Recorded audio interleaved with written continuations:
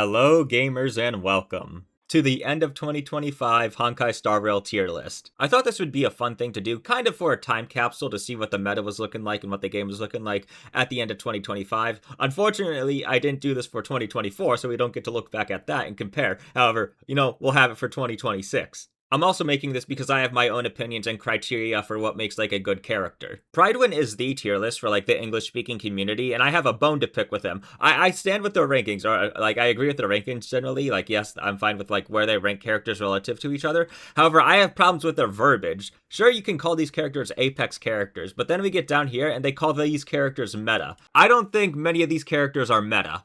Not even close to it. In fact, some of these characters can't even clear. Maybe they can if they're like wheelchaired and like they're not really doing anything. But yeah, I wouldn't consider these characters meta. So that brings me to my tier list where I have my own criteria. My two main criteria are ease of clear and how they are relative to other characters that do a similar role. For the DPS, I'm putting a big emphasis on ease of clear because, well, if they can't clear, well, they can't clear. But for supports and sustains, I have a stronger emphasis on how they are relative to other supports and sustains. I'm also going with the assumption that these characters are either E0S1 or E1S0, whichever's better for the character, because some characters like Aglaea actually want E1 instead of S0. And that's low investment. I know there is lower investment of like E0S0, but the truth is you really want to get most of your characters E0S1 for the most part, especially if they're a DPS or something like that, just because light cones in Star Rail are just very strong. It's just how the game is. You really want to get your light cones for most of your characters. So let's get into our tiers here. At the top, we have Trailblazer. These characters are at the tippy top. They're the strongest, they're the best, and there's no question about it. They're so good that they are overperforming. The first four characters I'm going to place are going to be characters in one of these categories, just so you see where I'm coming from. I know it's like, yeah, what's this guy talking about? What's he mean by Trailblazer? But yeah, you'll see in a second. Next up is Very Comfortable Clear. Obviously, Very Comfortable Clear is more of an emphasis on DPSs. This tier has kind of changed, but we could also just consider it above average. If that is a little bit simpler, it's above average. I previously had it as performs role easily, but there are characters that perform the role easily, but also just, they're not good, like, support-wise. So I just changed it to Very Comfortable Clear. Next up is average, and these characters, I hope you can guess, are average. They aren't super good, but they're also not struggling. Like, they might have situations where they might have a little bit harder time, but they're still going to clear fine, and there's not really going to be like a worry of, oh no, this character isn't going to clear. Next up, we have struggling, and struggling characters are characters that, like, well, they're struggling, they're on life support. They might be able to perform in certain situations, in other situations they might not be able to get like that 5-cycle clear in MOC. It really depends on the environment, or if you can get like a medium investment of like an E2 and they're able to clear, then they're going to be here and struggling. If you need anything more than that, well, you're going into Oblivion. But that's more for DPS. For like supports and sustains, it's more of can they perform the role, and are they performing their role well? Like how potent are their like either healing, buffs, or stuff like that. And finally, we have Oblivion. These characters got Acheron ulted, or, Evernight sent them into Oblivion because, well, they could just be forgotten. There is an argument. Some of these characters you can argue, like I'll say, Herta and Himeko are good in pure fiction. And honestly, the reason I say pure fiction is so easy is kind of because these characters exist where, like, you can throw them somewhere in pure fiction and get a decent clear with them. So I am kind of being a little harsh on them. I understand that. There's also Pela, who, yes, you could probably get a clear with Pela with some characters. However, it's just unfortunate. She used to be super good, but she's fallen off. And I mean, she is a 4-star, so there is that. Yeah, she's just not good anymore. And you know what? Once again, I might be being harsh, and you could throw her in struggling if you want, but I really feel like you really don't want to be running Pela in the big 2025 or end of 2025. You don't want to be bringing her into 2026. Let's take a character that nobody's going to argue about. Where is she? Castorice. Castorice is going in the Trailblazer tier. She is a very meta character. She's top of the top. She is a flagship character in the truest sense, where she had characters made specifically to support her. Evernight was made with her in mind, Hyacine was made with her in mind, Cyrene was made with her in mind, but also to a lesser extent, because Cyrene was made with all the Chrysos hairs in mind, but she has her team that is specifically for her. There is no question of if Castorice is going to clear an endgame mode. She is clearing it, and she's doing it easily. On top of the infamous global passive. Next up, our character for very comfortable clear, I'm going to put Firefly there. I feel like Firefly deserves the spot. She's definitely not at the top with the big dogs, but she's definitely no longer average or, even in Oblivion, Before the Dahlia, she was, down here in Oblivion, maybe struggling if you want to argue for her. But now she's up here in very comfortable clear. She's definitely above average, but she's also, she's not with the big dogs. She clears comfortably, and I think she fits perfectly here. Like, she's in the middle of average and super duper good, right? Our headliner for just average is going to be the Peerless Gem Herta. I know there's going to be a lot of people that disagree with this, but the truth is her age is showing, unfortunately. The environment just isn't here for her anymore. Of course, she's always going to have her spot in Pure Fiction, hopefully. Hopefully, Pure Fiction doesn't get so hard to the point where she doesn't have her spot in there anymore. I mean, that wouldn't happen, right? But Pure Fiction is pretty darn easy to clear, so having her for just Pure Fiction really isn't, good. She really thrives in AoE environments, especially ones where there are trash mobs. And we really don't get that outside of Pure Fiction. No doubt she's a good character, but it's just that she's starting to show her age. I'm twiddling my thumbs here, you guys are going to be so mad at me, you're going to throw rocks and tomatoes at me, but it's yeah, unfortunately her age is showing. Maybe there's some environments, maybe some MOCs or something, Epoch Shadows, where she's having a little bit of trouble, but she's still clearing. It's just that she may not be very comfortably clearing consistently. There are so many characters I want to throw in to be our first struggling character, because these are characters that either were so high up, but, they've fallen, or they had potential that was never met, and they just disappoint me, man. I just want them to be good again. I want them to be good, but, who are we throwing in here? Let's do my favorite character in the game, Acheron. Acheron is my favorite character in the game, but she is struggling. She's on life support, honestly. Grandma is on life support. Acheron is finding it really hard to clear MOC within 5 cycles at low investment of E0, S1. It's pretty hard. You need newer units, which is fine. That's fine. You need newer units. But there's also the problem of she might even need her E2 sometimes if you really want to have more comfortable clears. She really needs her E2, or you need to invest into Eidolons in her supports. I made an entire video on her, and honestly, I didn't even talk about all of it. I'm just so disappointed. She's my favorite character. I want her to do better. There's so many ways she could improve, and it's just unfortunate that she was once the top of the game, and now she's down here and struggling. She's having trouble keeping up with not even just other characters, but with being able to clear the game consistently. I feel like these 4 characters here are pretty representative of where other characters are going to go. I know Firefly being here is kind of foreign. It feels so weird now because she was so bad for so long, but with the Dahlia, yeah, she's up here now. You could definitely say, if we throw her out of here, yeah, Castorice is above Herta and Herta is above Acheron, and now we have her here. I could go in order, but I want to do the break characters first, and I know right here we have Harmony MC, which is a break character, but I'm more of going with the Dahlia first. The Dahlia is going in very comfortable clear. The Dahlia single-handedly revived Super Break, and Super Break as an archetype was all the way down here in Oblivion, so for her to bring it up to very comfortable, she has to be a very strong character. But at the same time, she can only be as strong as Super Break is. And Super Break as an archetype is not here in the top tier. It's unfortunately not. It's, it's a tier below the good stuff. But she is no doubt a very strong character. She is really strong. She's overtuned, honestly. It's just that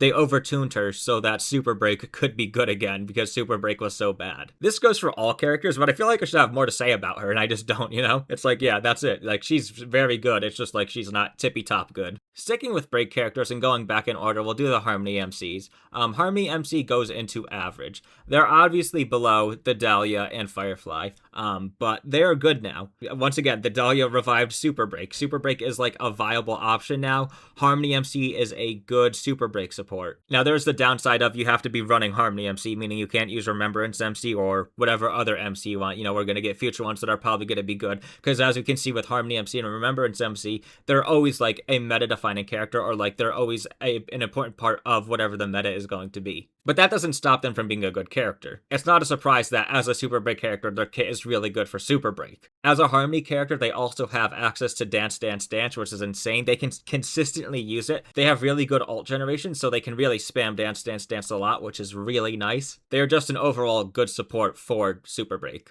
Next break character on the chopping block, this was the first one I saw. I saw Fugue. And Fugue goes right next to HMC and average. Fugue and the Dahlia are the core of Super Break, the modern Super Break. But there are situations where you either can swap out Fugue for HMC and it's not that much of a downgrade, and sometimes it's even an upgrade. But Fugue is good, but if you can run HMC, it's not super bad. It's not like it's detrimental. In many cases, or well, not in many cases, there are some cases though where you will actually want to run both Fugue and Harmony MC. Specifically in sustainless Firefly, you want to run Firefly, the Dahlia, Fugue, and Harmony MC. She's a really good character, and you can flip-flop sometimes on whether she's better or worse than Harmony MC. Overall, she's generally an upgrade, but there are just those situations where you'd rather have Harmony MC, especially if you're trying to do low cycle clears and you don't have E2 Fugue. Harmony MC being able to use DDD is very nice. But either way, going back to my criteria for this tier list, neither of these characters are having trouble clearing. Fugue isn't having trouble clearing at all. She's not struggling, but she's certainly not super duper good. Her age does show a little bit, but she does have a very good mechanic of exo toughness, where it's very nice for support or for super break DPS, where they're always going to be able to benefit from that. So yeah, Fugue sits comfortably in average, and honestly, I would personally put her above HMC. This isn't really in order, but I would say I would go for Fugue over HMC, even though HMC is free, so it's not really a good comparison. But if you have to choose between the characters in your team, I would generally just put Fugue. Our next character is, of course, another break character, and he's my GOAT, Boothill. If you've heard my voice before, you've probably heard me say I have an account dedicated to Boothill. I love Boothill, but he's just average. That's it. Even with the buffs of the Dahlia to Super Break, he's just average. He's definitely not on the same tier as Firefly. He's definitely below Firefly, so he has to go into average. One of the nice things about the Dahlia for Boothill is she does toughness bar damage, so you can use Boothill's skill, and then you can use Dahlia's ult to break that character so he gets a stack on his passive, and that's something that Ruan Mei can't do, and the Dahlia, generally the Dahlia is replacing Ruan Mei in a lot of super break teams, unless you're running sustainless where you can run both. So the Dahlia is definitely a really good upgrade to Boothill, in addition to all the other things she does, like being able to do super break damage when an enemy isn't broken, but Boothill does still want to break characters. It's just that that's a nice add-on for him. She also gives him a speed boost, which Boothill just wants a bunch of speed. He wants break effect and speed, and that's it. So yeah, he's just average. He's by no means on the same tier as Firefly, but he's not that far under. He's able to clear fine. You're not gonna see him struggling to clear endgame modes, other than pure fiction. There are a few more break characters to do, and I think up next I have one in mind, and it's Ruan Mei. Ruan Mei is a character I have a lot to say about. I had her in struggling,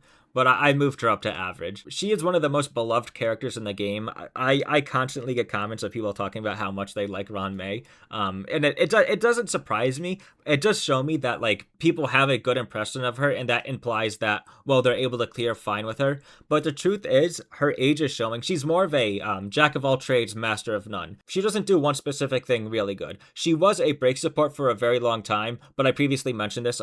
You really don't want to be running her in super break anymore. You want to be running the Dahlia. The only time you run Ruan Mei in super break now is if you're running sustainless, so you can throw your sustain out and put Ruan Mei in. In a game where we have specialized supports, a generalist character like Ruan Mei is just not really needed. You don't really gain anything out of getting her. I heard this from a Genshin content creator, Zijef. He talked about a character as a luxury pull, and I would honestly throw Ruan Mei as a character that is a luxury pull in a sense, because she does nothing for your account when it comes to being able to make your team stronger. She just can fit into a bunch of different spots, but she's not going to be fitting into that spot and doing something better than a dedicated support will. But she is a very nice to have character. Her having res pen is very nice.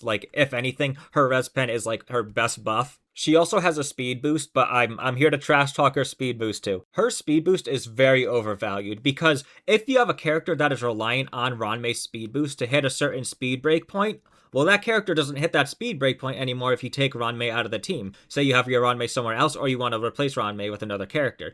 Meaning you have to either change the character's build, or you just have to not hit that break point. But it's a really nice to have, and for players that are more casual, or just don't care about speed tuning, they may inadvertently hit a speed breakpoint with Ruan Mei's speed boost, because, well, they don't really care about their character's speed, so, their speed is just whatever, and her speed boost may get that character to a certain breakpoint. Overall, she's just average. We've gotten to a point in the game where we have specialized supports, so the opportunity cost of putting Ruan Mei in the team versus a specialized support is quite big. You're actually losing out on quite a bit. But she can slot into a bunch of different teams, which is nice. It's nice for people that just want a character that can do a bunch of different things. But her ability to do that specific thing you're looking for isn't going to be as potent as a specialized support. I already brought this up, but for Super Break, Ruan Mei was a very good character, but now with the Dahlia, because the Dahlia is so essential to Super Break, she's kicking out the Ruan Mei. We have 3 more break characters to go, and next up I think we're doing, if I can find her, Rappa. Rappa is going into struggling. I feel like this is very fair. She's definitely not Oblivion with the addition of the Dahlia, but she's by no means above average. She's not Firefly tier, and she's not Boothill tier when it comes to being able to clear. She is definitely having quite a bit of trouble, and honestly, there's situations where she might not be able to clear in 5 cycles at like E0, S1. Rappa's main problem is that the environment of the game is not AoE, and that's where her kit shines the most. She really wants AoE to get the most out of her kit. And the only place we can get that is Pure Fiction, and every time I bring up Pure Fiction, I'm going to say this. Pure Fiction isn't really that hard to clear, so being able to clear Pure Fiction is not that big of a feat. Even if endgame modes like MOC or Apoc Shadow do have, like, trash mobs she can stack up her stuff on, the problem is we also have very high health single target bosses, which is just a problem for her. And that's something that the Dahlia can help with, but the Dahlia is just, unfortunately, not enough to get Rappa where she needs to be. In situations that aren't like fully 5 AoE, there are characters like Fugue that can help with her exo toughness, allowing her to help with her passive,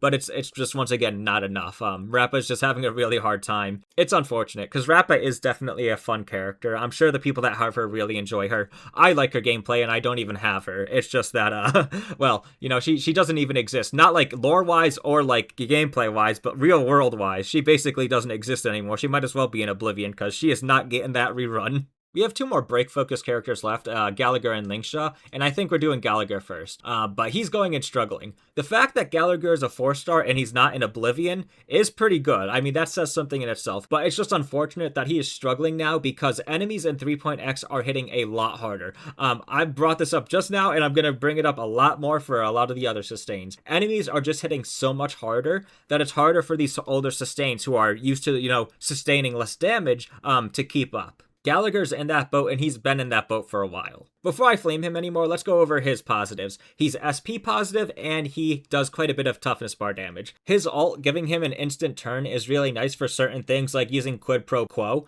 At S5, Quid Pro Quo gives 16 energy to a teammate that has less than 50 energy, so if you use this on Gallagher, and he uses his ult, you're basically getting 32 energy because it's 16 back-to-back, which is really nice. And that's all the nice stuff. Gallagher has unfortunately fallen. As I said, he just can't sustain anymore. There are situations where he can, but there's also most situations he can't. Enemies are just hitting way too hard for him to sustain consistently now. You might have to play some RNG on whether your character lives or not, and you're gonna have to do some resets if you really want to use Gallagher. Our final character for the break archetype is Lingsha. Where shall she go? She goes straight into struggling with Gallagher, unfortunately. The reason she's in struggling is the same story as Gallagher. The point of a sustain is to keep the team alive, and enemies in 3.x are just hitting a lot harder, and I assume enemies in 4.x are going to hit harder than that. It's really unfortunate. Lingsha cannot consistently sustain. There are things you can do to help with it, like being SP negative, spamming her skill to heal more, but then you have a sustain who's SP negative, and no one wants an SP negative sustain unless they're doing something crazy like Hyacine. So yeah, as a sustain, if you can't sustain, you're going and struggling. This is coming from a guy who uses her all the time. As I said, I already mentioned it once. How many times am I going to mention it? I have a Boothill account. And while running sustainless is pretty darn hard for Super Break. You can do it, but it's a pain in the butt sometimes, and sometimes the environment just doesn't allow for it. So I plop in Lingsha. Lingsha is not a good sustain anymore. Her healing isn't enough. I might have to spam skill points on her sometimes just so that I can stay alive. And if you think about why Lingsha is used other than crit Lingsha, which is honestly, I don't even know if that's viable anymore, that might be in Oblivion, but she's used because of her above average toughness damage. And that was pretty important for Super Break pre-Dahlia, but it's not as much anymore. Yes, breaking still matters, it's really good, but it used to be super important for Super Break because Super Break couldn't do damage without the enemy being broken. But with the Dahlia, that's not the case anymore. So the need to break enemies isn't really as important, which also means that having above average toughness damage doesn't really excuse not being able to sustain well anymore. It's often better to just throw in a sustain that has better positives, like being SP positive, very SP positive, like Dan Hung PT.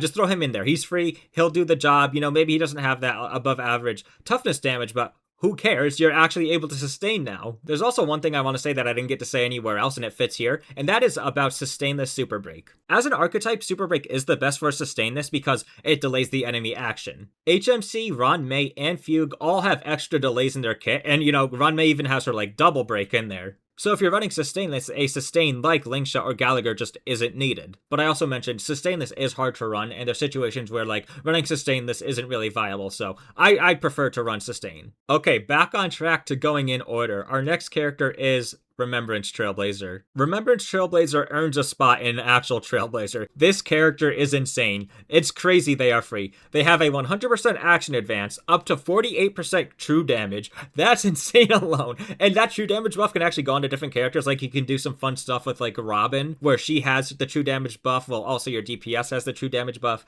There's some fun stuff you can do with it. Granted, you're not always getting that 48% true damage. You know, it's more like 20%, but it's still really nice. And those two things alone, the true damage in addition to the 100% action advance, are like, that's what earned them their spot here. They're also a Remembrance character, so they have synergy with certain Remembrance teams, like Evernight has a passive where you want Remembrance characters. Servini has a passive where you want Remembrance characters, or Chrysos Hairs, which they are both. I feel like there's not much more to say. Like, everyone has this character, they know how good they are, they're free, they're insane, they deserve a spot at the tippy top of the top tier. Next up is Bronya, and Bronya is going in struggling. I think it'd be fair to put her in average, but I'm putting her in struggling just because I feel like she has too many negatives. And by negatives, I mean she's just SP hungry. You can get her S1, which helps with the SP a little bit. You can get her E1, which helps with SP a little bit. But the truth is, her E1 is you're gambling. You're gambling on whether you get that SP refund or not using her skill. And I just think we have so many other supports out there where you really don't need to gamble on whether or not you're getting your SP back or not. I will say, Bronya is still viable. She is useful, in something like a Finon team. I use her in my Finon team still.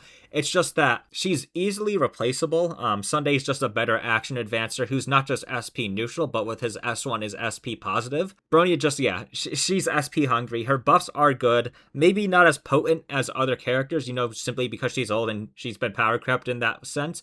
But she's fine. You're gonna clear with her, but it's just she's not as good as all the other characters are. In Harmony is very competitive for spots, just because so many of the Harmony characters are broken. Just opportunity cost wise, it's better to use another character than Bronya for the most part.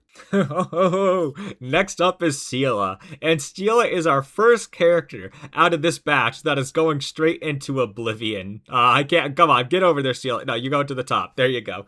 Yes, Seele, it's just unfortunate. You're not clearing with Seele. In order to clear with Seele, you're going to need high investment supports. I say high investment supports because her Eidolons suck. If you go look at her Eidolons really aren't helping her at all. Her age as the first limited character is showing. I mean, it's been years now.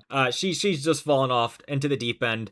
She was put on the 50-50 loss because, well, they really have no plans to ever rerun her again, and they have no plans to even help her, really. Maybe she'll get a buff, probably not. I mean, other characters that came out after her got a buff, so who knows? She is viable, just not at E0, S1, or, as I said, not even E6, alright? You need Eidolons into your supports if you want Seele to be good. And the thing is, you need Eidolons into modern-day supports. Modern-day supports are obviously a lot stronger than, like, the older ones. But their base, like E0, S1, isn't strong enough to bring Seele to, like, a clearing level. You actually need Eidolons into them to make Seele stronger, because her Eidolons just don't really help her that much. Next up is Jing Yuan, and Jing Yuan is going into Oblivion. Yeah, it's unfortunate. He was momentarily revived by Sunday when he released back in, I think it was 2.6. I don't know if there was a 2.7. It was the patch before 3.0. But it was momentary because, well, he fell right off a little bit after. If you want to make him work in the big 2025 going into 2026, not just do you need some Eidolons into him, but you also need Eidolons into a support. If it was just you needed an E2 on him, he could go and struggle. Just like Acheron, right? But he needs more than E2 just on him. He needs Eidolons on his supports. He might even need more Eidolons on him if you want to get some actual clears with him. It's unfortunate, but he's an old unit, and, well, power creep is very big in this game, and that's just the way it is. Finally, a 1.x character that's not going straight into Oblivion. Silverwolf is going in average. Maybe I'm being generous to her. Perhaps she just, deserves to be in struggling, but I'll put her in average. Because she's a damage amplifier as opposed to being a DPS, it's very hard for her to be bad. Like, all she has to do is, like, make the DPS do more damage, and that's what she does. She reduces defense, she also reduces some other stats, she reduces resistance, she implants weakness. It's very nice. She has some good utility, and the buff she got was nice. It makes her all AoE, that's very good, and it makes her skill actually implant the weakness of the character that's first in line. Those buffs were good for her, and they actually brought her back, because before that, well, she would have been straight into oblivion, but, you know, they brought her back up to just average. Maybe struggling. I'm still, you know, I'm okay if you want to throw in struggling. Maybe I'm just overvaluing the utility she has. Next up is Luocha, and Luocha is so hard for me to rank, because in terms of if, like, he's doing his role fine, like, he's sustaining, like, yes, he's able to sustain. There might be times where he's struggling, but for the most part, he's able to sustain, which means he deserves an average. But, like, at the same time, we are at a point in the game where sustains can't just sustain. Sustains need to do more than sustain. The only way he gives actual buffs to his teammates are through an E1. He'll give an attack boost, which isn't even good. I'll show you the teams that he's actually good in. It's Castorice teams and Maide teams. But, well, those ones, that's not actually clearing. But the teams where he is good, his attack buff from E1 doesn't even matter, so he has no other way of actually giving buffs to the DPS. What you really want to look for from your sustains now is if they actually increase your DPS's damage. Next up is Blade, and oh, Blade. You want to see, I'll show you the only team he's good in. He's going in Oblivion first. I'll show you that he's in Oblivion. Pride is just the database I look at for clears, so there, you know, there are clears that might be here, that might exist that aren't here, but here's the only time he did it within 10 cycles. And it's because he's getting wheelchaired by Castorice, Tribby, and Hyacine. This is not a Blade team. This is a team where Blade just happens to be in it. And, you know, sure, he has the synergy with Hyacine, S1, and Castorice. But Blade, you could throw any character in here, and this team is clearing. It's not just Blade. So, yeah, Blade is going straight into Oblivion. It's just unfortunate. His buffs helped him a tiny bit, but they just didn't do that much. You know, they temporarily revived him for like a patch or two, and he's straight back into the graveyard. Next up is Kafka, and Kafka is another character that it's hard to, like, you know, put because she's a DPS, but she's also a dot enabler. So I'm like in between very comfortable clear and just average. After much deliberation, yeah, I'm throwing her in very comfortable. The reason being is she's strong. You know, that buff actually worked for her, unlike it did for Blade. Her buff is really good. The biggest thing it did was it allows her follow-up attack to proc dots now, which is very nice. And when she is combined with Hysolins, it makes a really good dot team. That's your dot core. You can add Black Swan in there if you want to run triple dot, or you can add a support in there if you want, and then you have your fourth as a sustain. I actually run dot a lot, so I have a lot of experience with it. I was like, how am I struggling with this? But yeah, Kafka is like one of the only characters where I actually run 4-piece Eagle because it's so important for her. In addition to that, she doesn't even need her light cone. She wants the tutorial light cone, the free light cone, because that's her best in slot now for just proccing dots, getting that energy up. Also gives effect hit rate. That's her best light cone, which is another reason I'm throwing her up and very comfortable, because she can do this stuff without even her light cone, which you don't even want. You actually don't even want it anymore. You actually want tutorial now. It's insane. Kafka's great, all right? Maybe, you know what, I'll take an argument. If you want to throw her down into average, I'll take that, but I'm putting her up in very comfortable clear. She does her role really well. Next up is Dan Heng Imbibitor Lune. I wish, what do you do? IL for him? Yeah, IL, okay. Because I've been so used to PT now. But yeah, the fun ends here because he's going straight into Oblivion. It's just unfortunate. Even with like E2, you're still going to have some trouble with him. If you really want your Dan Heng IL to be good now, you either need more than E2 on him, or you need some Eidolons into your supports. E0 S1 is definitely not good. Honestly, it was just okay. Like, it was meh when he came out because he's so skill point hungry, and we didn't have Sparkle at the time. Sparkle did help him quite a bit when she came out, but I mean, he just doesn't have it. He doesn't have the sauce he needs to be good in the environment. It's just how it is. Next up is Xuan, and Xuan is going and struggling. I am a Xuan E0 S1 haver. I had her since her first banner. I actually have her E1 now because I lost a 50-50 to her. But she's just not good. Once again, I bring this up for every sustain that can't sustain. Xuan has trouble sustaining in situations now because enemies hit so hard, you might just die. Your Xuan might just die. Like, if there's an enemy with a big AoE attack, well, because enemies are hitting harder now, she could sustain those big attacks previously, but now enemies are hitting too hard, and she can't. So just as a sustain, having trouble sustaining, yeah, you're going into struggling. But that's in addition to the fact that she doesn't give any buffs. She gives 12% crit rate at E0, which is nothing, and 30% crit damage at E1, which is still, like, okay. I have the same problem I do with characters that give crit rate as I do as with Ruan Mei giving speed boost. If your character needs a certain amount of crit rate, where crit rate it's a little bit more vague because you don't need to always reach 100%, right? No one's really reaching 100% except for like Archer where you need it. But if your character is reliant on a crit rate boost from a character, well, then they're going to be struggling when they don't have that character. Fushwan's is only 12%, so it's not as massive. You're not really relying on it, but it just annoys me. Like, I'd rather her get her crit damage from her E0, and then her E1 could have the crit rate, or honestly just get rid of it and throw something else in there. But yeah, her supportive capabilities are basically non-existent in addition to her having trouble sustaining. Jingliu is a character where I was like, I don't know where to put her. Let me go test her out. Let me see what's going on. And yeah, she's going straight into oblivion. Her buffs just don't help anymore. Let's talk about it. Because I haven't played Jingliu in a while, I was like, let me see what Pride One has. Are there any good cycles in here? And there's one. But once again, she's being wheelchaired, just like Blade. She's being wheelchaired by Castorice, Tribi, and Iacine. And sure, she has a tiny bit of synergy with them, but this is not a Jingliu team. This team works without Jingliu. So I was like, okay. Well, let me go use Jingliu. So I used my Jingliu, who I have E0 S1, which is sad because Mighty's light cone is actually better for her than her own light cone is. But anyways, I tried using her and it's like, yeah, other than like a wheelchair team like that, I'm not clearing within 5 cycles, and it's not even close. And I tried multiple teams with her. When she got her buff, she was very reliant on E0 S1 Hyacine, which, if you didn't have that, well, sure, she's gonna work, but it's not gonna feel good. And now, even with E0 S1 Hyacine, she still doesn't feel good. If you're trying to play DPS Jingliu, that is. If you just want to be wheelchair Jingliu, sure. You're gonna need some Eidolon investment into her and her supports if you really want her to clear. Next up, we have a trio. We have Topaz, March 7th, and Moze all together. These characters didn't come out at the same time. You know, all these are in order, but I threw these two up to Topaz because they're all going in the same spot. These are all Feixiao supports. That's all they can do. That's the only place they have viability. And the truth is that not just do they suck, but we also have Cypher now, so you never want to use them. So, well, let's just, throw them all into here, into Oblivion. You know, these are 4 stars, so you could expect it. They were going into Oblivion, but they also do the same role as Topaz, so I thought I'd, hold off on them. They just don't do what they need to do anymore. Well, they do what they do, but the problem is they don't do it potent enough. Right now, if you're trying to support your Feixiao, who do you get? You get Robin for your follow-up support. You get Cypher here because she's her best in slot. Cypher's just that good.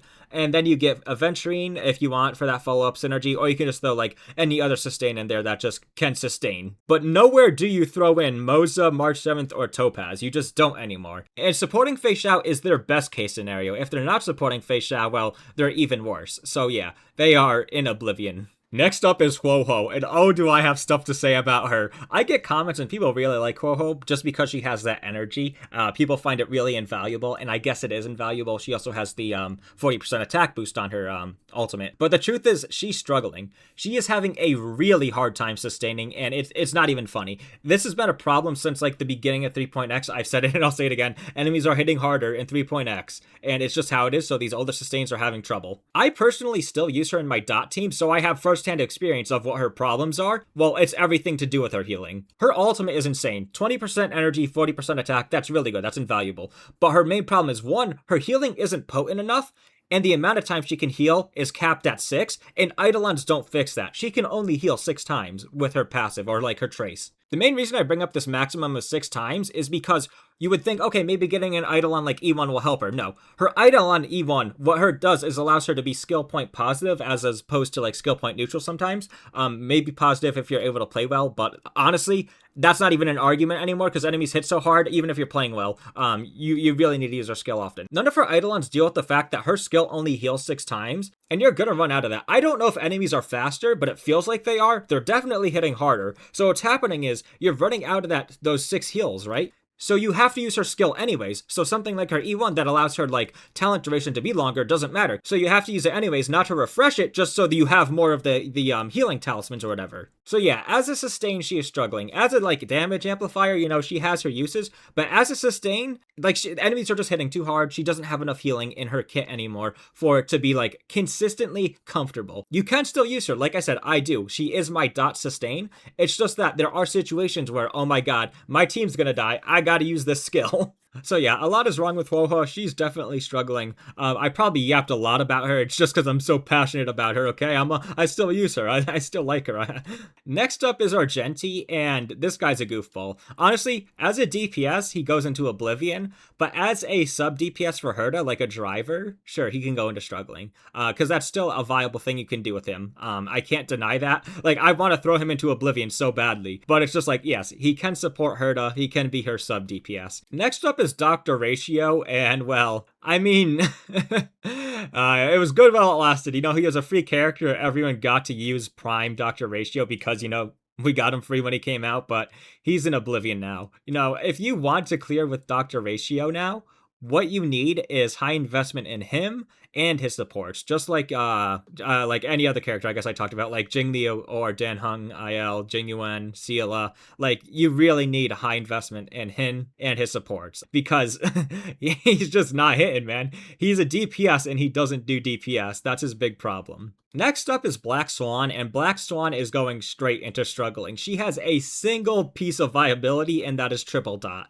And the problem with that is, firstly, if we get another dot character, or if we get like a support for dot, Black Swan's the one getting kicked out, because the other characters in there are Kafka, who's essential, and Heisland, who's essential to dot. Black Swan's gonna get kicked out of dot. And if you don't run triple dot, like say you run Kafka, Heisland, and then you have your sustain plus Cyrene, yeah? Black Swan already doesn't exist, right? She's already kicked out of dot, because you're running double dot, not triple dot. Also, her light cone isn't even her best in slot always. You could use Jiaoqiu's or Heisland's in case scenarios, and in many case scenarios that are better than hers, which is funny, because like first, okay, yeah, Jiaoqiu's is better than her, fine. That's fine. That's one light cone that's better than her own. But then we got Heisland's who's better too. It's like, oh my god. She needs something, man. She needs a buff or something, because she's about to get kicked out of dot, and well, it's not looking good for her, because that's the only way she exists. She is a dot character, and well, Kafka and Heisland's are too essential to dot to be kicked out. So she's up next. So yeah. She's on life support. Next up is Sparkle, and Sparkle is going into struggling. You can argue she deserves average, but she's going into struggling, okay? She has like 2 teams where she's viable. Archer and Finon if you have nobody else to use. I wish I could say more about her, but I can't really think of anything else. It's just that, one, we have more potent buffs from other Harmony characters or just support characters in general, but also, her 50% action advance just isn't enough. Unfortunately, Sparkle is just not good, is the thing. Like, it's not that she's bad, it's just that she's not good. There's characters that are better. The only time you want her is when you're in an SP-hungry team, like Archer. Or Heng IL, I guess, but, you know, he's down here in Oblivion somewhere. Yeah, there he is.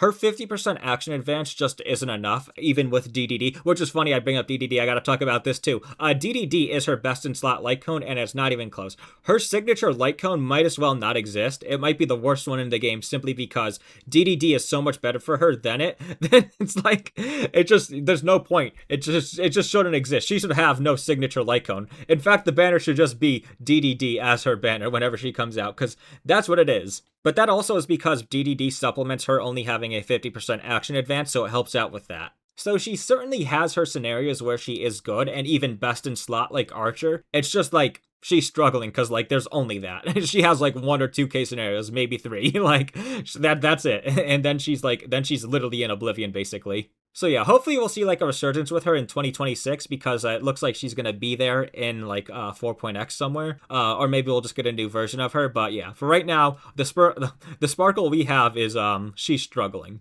Next up is Aventurine, who I had trouble thinking about where to put, and then I thought about it for a while. I was like, yeah, okay, I know where I'm putting him. He's going and struggling. You can argue he deserves average, but I'm putting him in struggling. Of course, he's an older sustain, so he is going to have a harder time sustaining with these newer enemies that hit harder, but also his shield is so big that, you know, most of the time you're okay. It's just that he doesn't do anything outside of sustaining. Once again, like all these other sustains, like most of these characters either struggle sustaining or they only sustain. Now, this is just off the top of my head, but I'm quite sure all he does is he gives 15% crit damage on the enemy he ults, and he gives some effect resistance to the teammates he has shielded. You know, you're playing RNG on whether you get debuffed or not. And that's also bad because he doesn't have a cleanse. Like, he's just okay, which, like, deserves, like, an average spot, but at the same time, he's not. Relative to other sustains, like, Dan Heng PT just absolutely destroys him, and it's not even close. It's like, yeah, you're never gonna worry about dying with Dan Heng PT, in addition to all the other buffs he gives. Like, yeah, his Eidolons are very supportive for the most part, which is nice if you want to invest in him and use him a lot. It's better to be a support than a DPS, because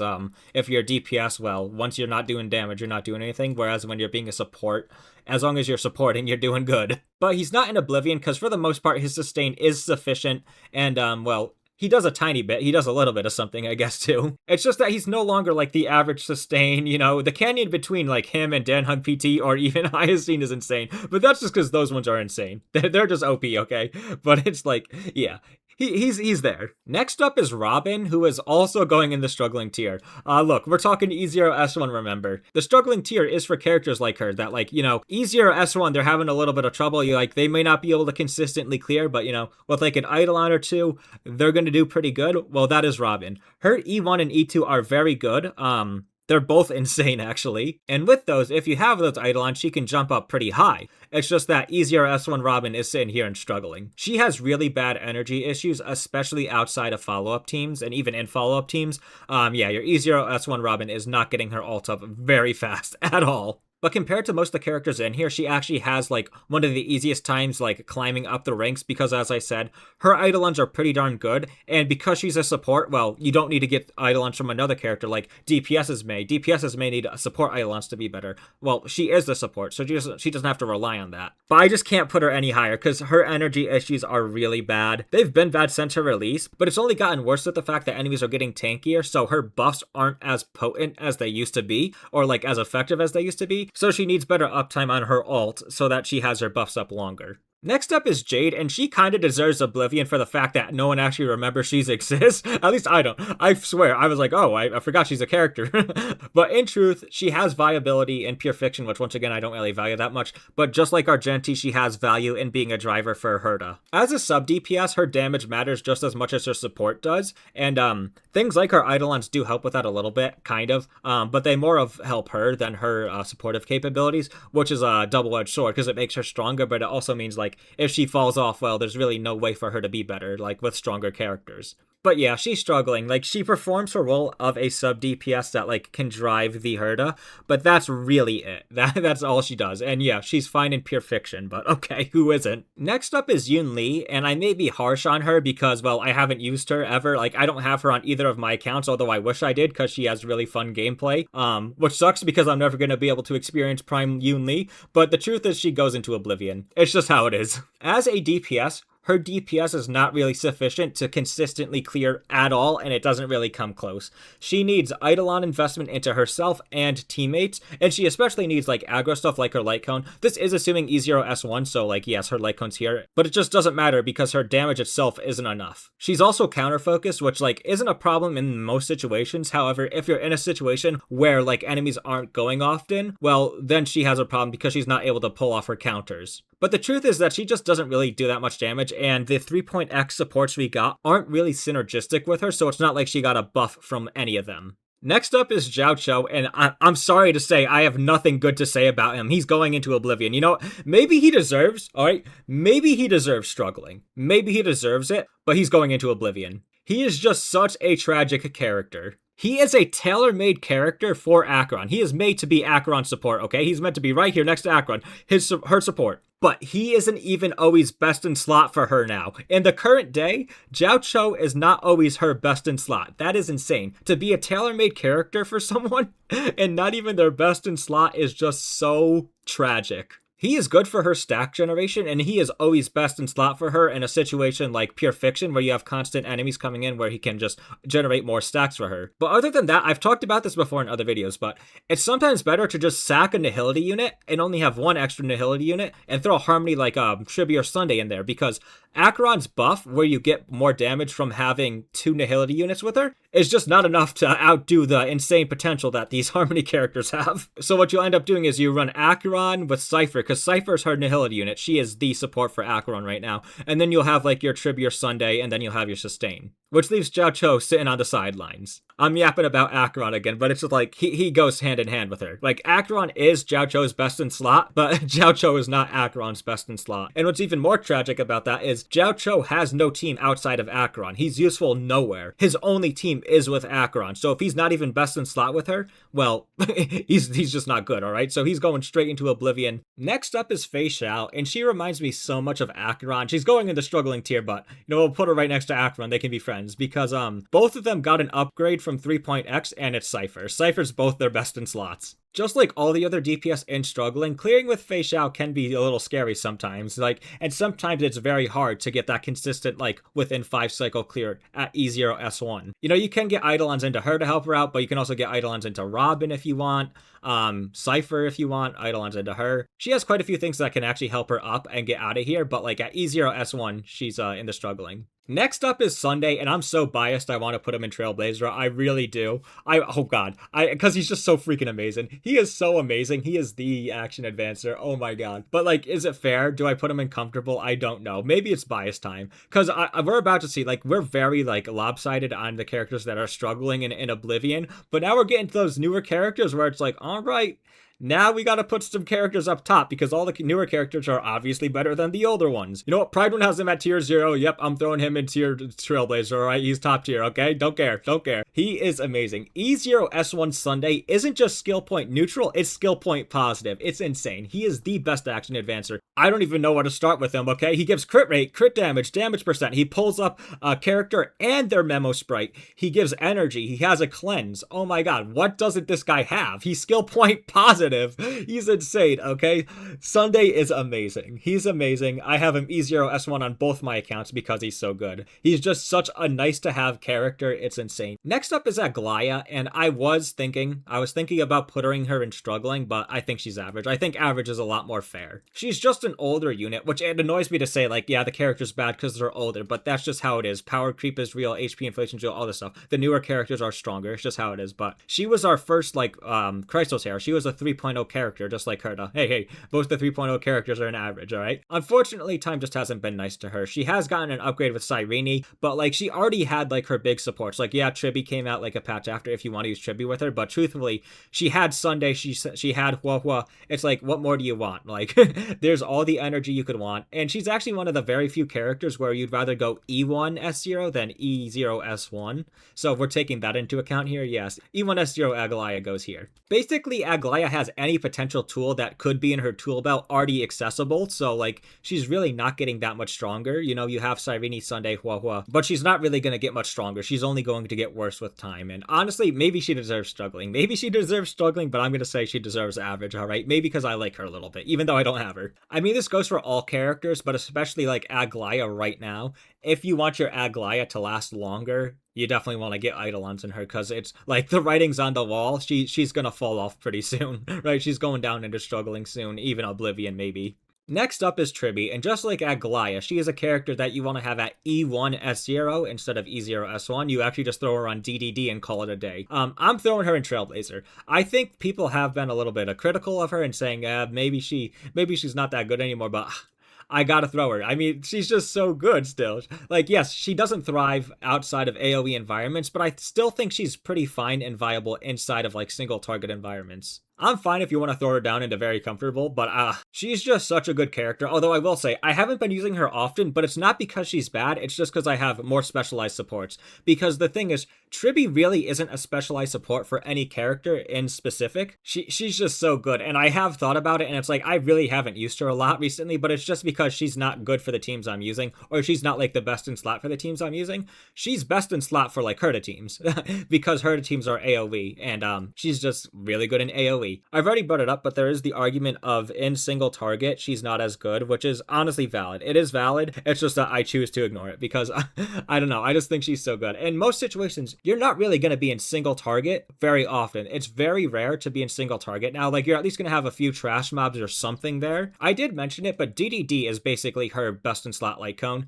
You can use her signature if you want more damage, but in truth, the value from DDD is invaluable. It's so good. You're getting more action value. So just throw her S5 DDD, call it a day, and she can use it every few turns. It's really, really good. But yeah, maybe I'm generous with her. Maybe she goes down to very comfortable, but I'm throwing her in Trailblazer. Next up is Maide, and he goes straight into average. I was thinking of putting him in very comfortable, but then I looked at his stats and I was like, yeah, okay, he's going in average. Like, surely he's not struggling. Like, maybe in a few patches, or a patch or two even, he'll be struggling. But for right now, he's average. He got a really big upgrade from Cyrene. He gets carried by supports. I mean, what character doesn't get carried by supports? But it's like, he's using all the OP supports, right? He's using Cyrene, he's using RMC, he's using Hyacine, like, he's using the really strong supports to get his good clears. But he's clearing, and he's doing fine. I mean, Cyrene, as I said, is just such a good upgrade for him. Giving him that, like, very big enhanced skill is really good. It's really darn good for him. I mean, I don't want to hate on him, but he was pretty darn bad before.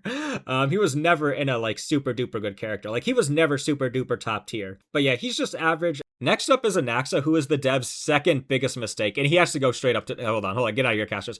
These aren't in order, none of these are in order, but Anaxa has to go to the top of Trailblazer. He is actually the dev's second biggest mistake. The first one being DDD. I gotta show you real quick. So if you don't know what the term cost mean, it basically means the amount of 5 stars that are in a team. Anaxa is consistently clearing at low cost. Look, he has a 0 cycle. Oh, look, all these are 0 cycle, actually. 0 cycle at 3 cost. This guy is insane. And it's the same thing, the same team. You throw Anaxa in there with the free-to-play light cone you got from the event. You throw Trailblazer in there with their free light cone. You throw Cyrene in there with the Herta shop light cone. And then you throw Ceridra in there with DDD. This team absolutely is destroys. I mean, it's 0 cycling. It's 0 cycling. Hold on, let me show you Hule. Once again, 0 cycle. 3 cost 0 cycle. Another one. Yep, 3 cost 0 cycle. Another one. 3 cost 0 cycle again. Evernight went 2 cost. You're alright, that's insane. But yeah, he was supposed to be a tailor-made support for Herta, like a driver for her, but they cooked a little too hard on his kit because he is insane. And hold on, tell your friends, tell your family, tell everyone. His implant does not reduce resistance. The only time his implant reduces resistance is at E2. That is a big misconception.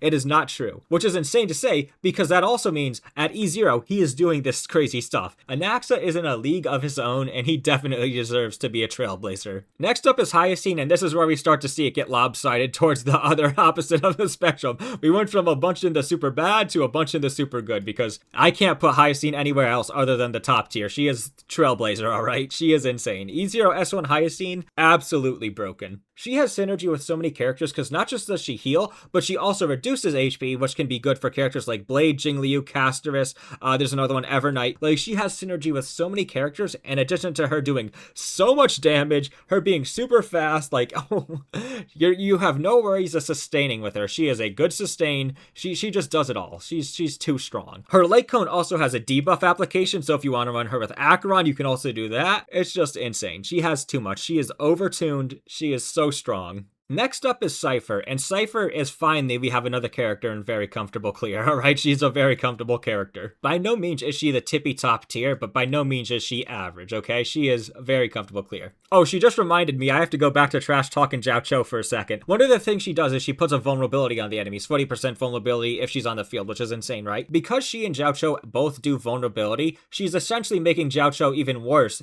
because it is diluting the effectiveness of their debuffs, alright, of the vulnerability. So it just makes Jiaoqiu even worse, because obviously, as I said before, you want Cypher with Acheron. You want Cypher. It's just so bad for him, okay? Cypher's amazing. I do want to say one thing, okay? A lot of people say she's future-proof, and it annoys me. It annoys me because they're like, actually she's future-proof, and it also worries me because it's like, no, please don't get Cypher thinking she's future-proof. Don't do that, okay?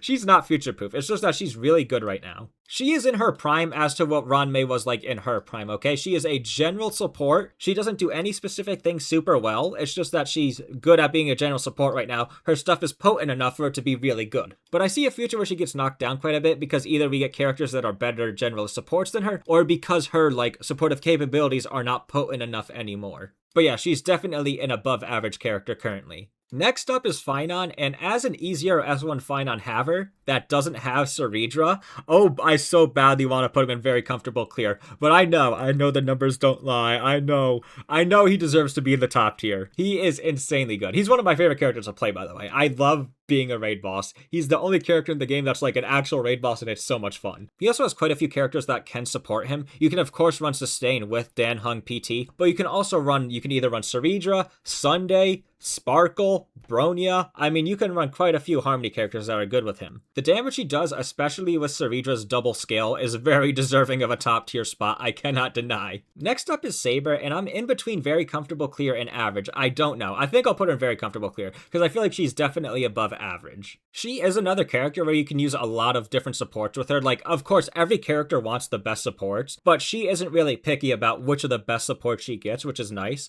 She also just does a lot of damage. There is some problems with her. Like, she's definitely harder to play. She is harder to play than most characters, but that's okay if you know what you're doing, I guess. But yeah, her damage doesn't warrant her being at the tippy top, but it also doesn't warrant her being down here in the middle. So yeah, she's definitely just above average. Next up is Archer, and a lot of talk about him is like saying put him in here, but I think he's down and very comfortable. I think he's a tier below the tippy top. Well, I say this isn't a slight as him, it really is. He has a very specific team he wants, for the most part. And by that I mean he wants Sparkle. And Sparkle is just not really a good character to get right now. So for the fact that he wants her is kind of annoying for anyone that really wants to play him well. You can do like a -1 speed Sunday. I do it on my alt account. On my main account, I have Sparkle. On my alt account, I don't. I have Sunday. So I run -1 speed, and you can play it like that too. It's just you have to be a little finicky with how you do it. But yeah, I think Archer is really good. His damage is really good. He's really fun to play because he's just so basic. He just has high multipliers. You can spam his skill. You use his ult. That's it. He has nothing of this crazy stuff in his kit. It's very nice. But I just don't think what he does is worthy of being the tippy top tier. Next up, we have Hyselins, and she is going into very comfortable clear. We can put her next to Kafka. See, the thing is, I don't know. Like, I'd say Hyselins is stronger than Kafka, but they're both important to Dot, so it's not like I can throw Kafka down here. It's like they're both important to Dot. But they can only be as strong as Dot is, and Dot is not a top tier archetype, all right? It's below the tippy top. But it's no surprise that Hyselins is good. She, once again, just like, where is it, Dahlia, she single-handedly brought back Dot. Well, I can't say that. Kafka actually had a buff, so she also brought back Dot in that case. But without Hyselins, Dot really wouldn't be here anyways. So she did bring back Dot in her own way because she brought an entire archetype that was like down here, maybe in Oblivion or struggling, and she brought it up to very comfortable clear. I already said this, but Hyselins, just like Kafka, is extremely important for Dot. You need both these characters to run a proper Dot team. Next up is Ceridra. This is the one character I don't have on either of my accounts that I want the most. She has to go in Trailblazer. She is a very niche character, but in those niches, she is the best, and it's by a lot. And by niche, I mean she supports what? Phynon, Anaxa, and if you want to go crazy with it, she can also support Archer, right? But she is extremely good, and she has future potential. Obviously, characters get worse as time goes on just because of power creep. So by the time we get another character that wants to double skill, her buffs might not be as potent, but there's also the chance that they are as potent. Normally, I would throw her down a bit for being a niche support for like only a few characters. But the thing is, she's a best support for Phynon and Anaxa. She's a support for some of the best characters in the game. So being a niche support for the best characters in the game, well, you're still going to be pretty useful. She's just really good for any character that has most of their damage done through their scale multiplier, because that's what she buffs. So yeah, niche but very good. Next up is Evernight, and I might be biased. I said Acheron's my favorite character. Evernight was my favorite character for a little while, but now she's my second favorite because I went back to Acheron. But Evernight is a Trailblazer. She's definitely at the tippy top. She quite literally is a Trailblazer. I mean, she's on the team. She is one of the very few characters that can actually be viable as both a sub DPS and main DPS. In fact, I'd say she's the only character that can actually do that right now. I lied, Anaxa. I can't slight Anaxa, right? The GOAT. But yeah, it's very rare for us to have a sub DPS or supportive DPS like that actually can main DPS at the same time. I wish I had more to say. I guess she has synergy with like the best characters like Hyacine, Castorice, Cyrene. She has synergy with those characters in addition to having potential future synergy with other Remembrance characters based on how her kit works. So yeah, definitely a really good character. Next up is Dan Heng PT, and he's going in very comfortable. I think a lot of people would argue for him to go in Trailblazer at the tippy top, but I feel like it's too crowded, and well, I just feel like he can't hang with the big dogs, especially Hyacine. I feel like he's just a tier under her. But he's very good. He's very comfortable. E0 S1, I feel, is the most comfortable ever. I feel like it's even more comfortable than Hyacine, simply because you're never going to worry about dying, just like Hyacine. But also, he's very SP positive. Like, you don't have to use his skill ever. Whereas Hyacine, you really want to use her skill. He also has an attack buff, which is good for many characters. Not all characters scale off attack, but the ones that do can benefit from it, like Phynon. He gives a teammate a memo sprite, which can be useful in its own way. It's just really nice. He's very comfortable to use. He's free, which is awesome. Even at E0, S0, he's really good. And finally, we have Cyrene. Where shall Cyrene go? She is going into Trailblazer, yes. Some people would say, yeah, she's not as good, but it's just like, as of now, this is the end of 2025, Honkai Star Rail tier list.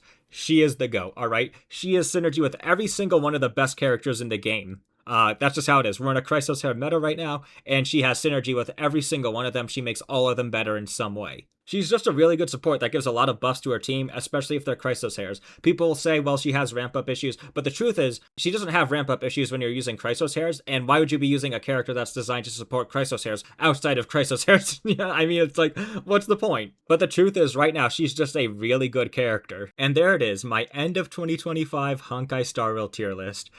Feel free to argue with me if you want. Honestly, I'm not going to argue. It's like, I'm trying to give and take on some of these characters quite a bit. It's just that I feel like, generally, yeah, I think I'd agree with all this. So I'm thinking, do some of these characters deserve other spots? Maybe. But I've put a lot of time into thinking about this. I know it sounds like I haven't, but I did script out like most of this video, and then I was like, it's a tier list. Why would I do that? Let me just wing it and see how it goes. So yeah, definitely tell me what you would change and where you would put characters here, because some of the characters, obviously, I have a lot less experience on. You know, I have the characters I like to play a lot, and I stick to them for the most part. With that being said, gamers, I'm Acro. If you like this video, give it a like. If you like me, give me a subscribe. And, well, I hope you have a happy new year, because, you know, end of 2025 tier list. But most importantly, I hope you have a good day or night. See ya.